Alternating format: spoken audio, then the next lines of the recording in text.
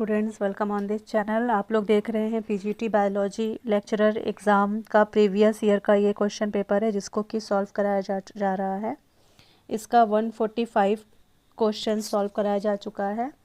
उनका उस वीडियो का लिंक इस वीडियो के डिस्क्रिप्शन बॉक्स में दे दिया जाएगा, तो उन सभी को आप देख सकते हैं। ये सीरीज़ का लास्ट वीडियो रहेगा और उसके बाद ये सीरीज़ पूरा कंप्लीट हो जाएगा। तो चलिए देखते हैं, स्टार्ट करते हैं। देखिए स्टूडेंट्स, 146 नंबर क्वेश्चंस पूछ रहा है कि प्रोकैरियोटिक राइबोसोम की सब यूनिट होती है। प्रोकैरियोटिक राइबोसोम की सब यूनिट इन चारों ऑप्शंस में से क्या क्या होती है। The sub units of prokaryotic ribosomes are.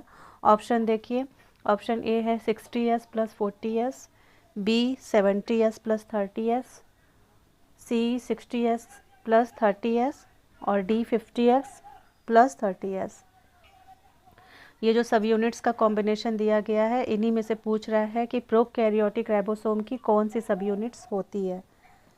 तो इसका सही आंसर हो जाएगा ऑप्शन डी 50s + 30s सब यूनिट।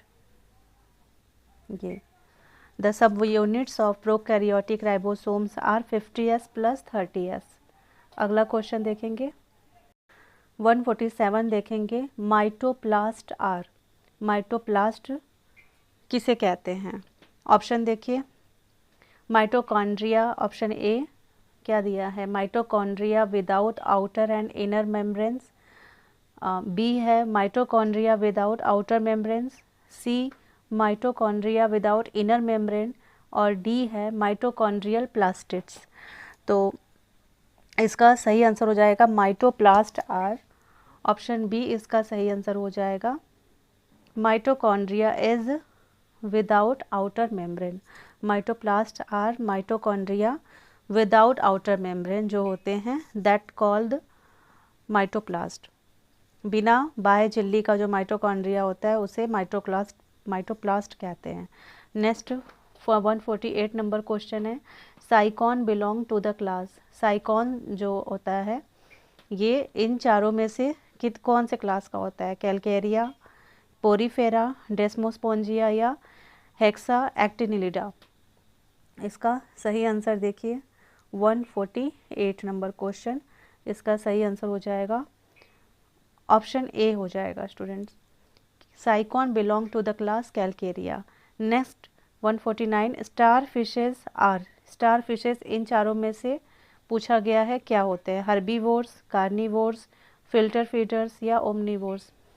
तो स्टार फिशेस जो होते हैं ये मांसाहारी होते हैं। ये ऑप्शन बी इसका सही आंसर हो जाएगा, कार्निवोर्स। लास्ट क्वेश्चन है इस वीडियो का और इस सीरीज़ का, what gave advantage to vertebrates to colonize on land. कशेरुकी प्राणियों को जमीन पर आबाद होने हेतु किसका लाभ प्राप्त हुआ। ऑप्शन है being warm blooded, the amniotic egg, the development of gills and indeterminate cleavage. तो इसका सही आंसर हो जाएगा ऑप्शन बी हो जाएगा, amniotic egg. The amniotic egg gave advantage to vertebrates to colonize on the land.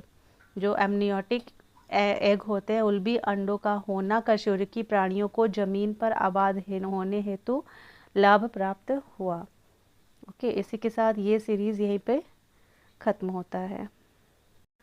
Students, अगर आप इन questions का पीडीएफ चाहते हैं तो ये पीडीएफ इसका टेलीग्राम चैनल पर ये अपलोडेड कर दिया गया है, तो वहाँ पर से जाके आप पीडीएफ इसको ले सकते हैं। तो टेलीग्राम चैनल का लिंक इस चैनल के डिस्क्रिप्शन बॉक्स में दिया गया है, इस चैनल के डिस्क्रिप्शन बॉक्स में, ना कि वीडियो के। तो वहाँ से जाकर आप टेलीग्राम पर फॉलो कर सकते हैं और वहाँ पर से आप ये जो क्वेश्चन पेपर है प्रीवियस ईयर का, इसका आप पीडीएफ ले सकते हैं।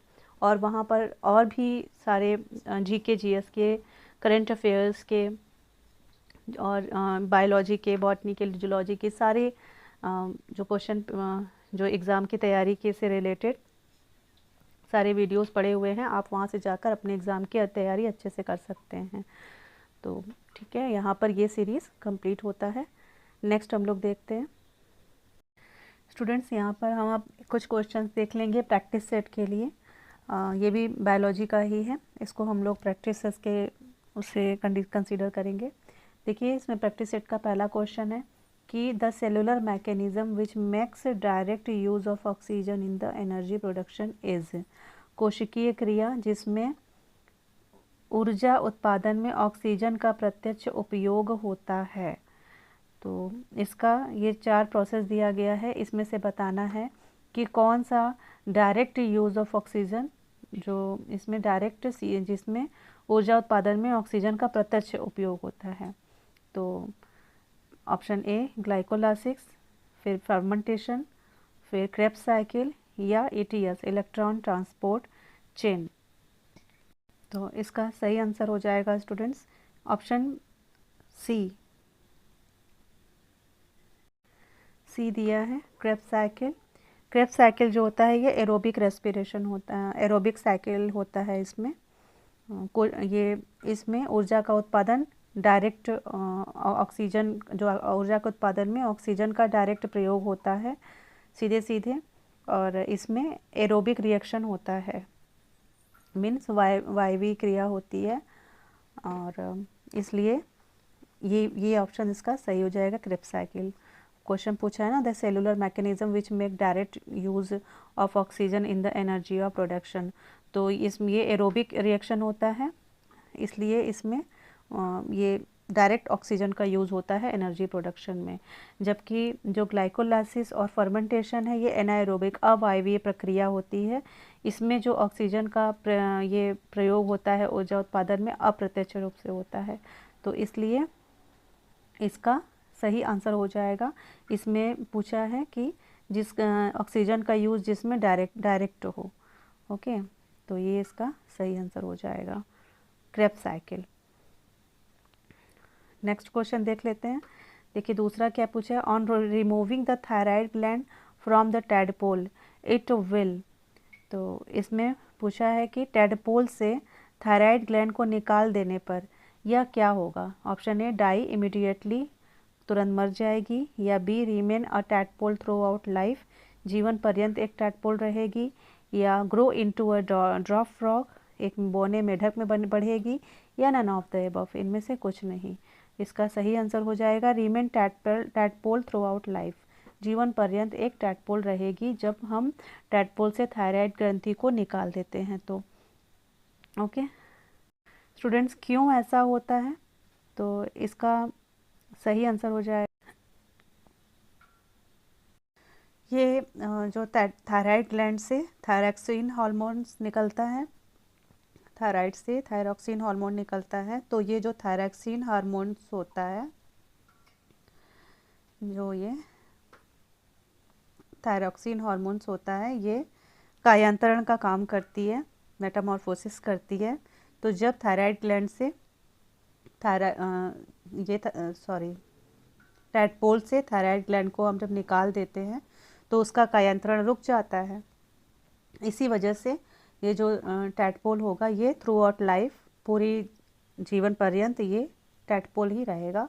इसीलिए यही इसका रीज़न होगा। इसका ये ऑप्शन बी इसका सही आंसर होगा कि टैडपोल से थायराइड ग्रंथि जब हम निकाल देंगे अगर, तो ये लाइफ टाइम टैडपोल ही रहेगा। ऑप्शन बी इसका सही आंसर होगा। इसी के साथ ये वीडियो यहीं पे रोकते हैं। बने रहिए, जुड़े रहिए इसी चैनल से, और अगर आपको पसंद आए तो इसको लाइक और शेयर कीजिएगा। Thank you for watching this video, keep watching, thank you.